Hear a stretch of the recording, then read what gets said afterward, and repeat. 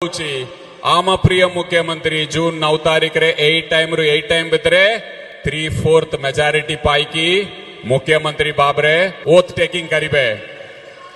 जदि मान्यवर मुख्यमंत्री ओथ आपण तो कहउछंती आपणकर हवा चलुची परिवर्तन रा हवा चलुची मु एते दम रे कहउची आम प्रिय मुख्यमंत्री आछंती जदि आम प्रिय मुख्यमंत्री हेबे नहीं मु जो भी भाषण देछि मु राजनीति रु सन्यास नहीं जीबी आपणकर जदि दम अछि आपण तो केंद्र मंत्री मु तो जणे गमछा कि गुमास्ता जो भी आपण कहबे सब बेले आपणकर ये चेंज हो जाए मु तो गमछा की विनम्रता सगा एटा कहि पारुछि आपण केंद्र मंत्री अछथि आपण कहउनांती बीजेपी सरकार 3/4 मेजॉरिटी रे आछि जदि आसीबो नहीं ताले मु राजनीति रु सन्यास नेबे बोली कहंतु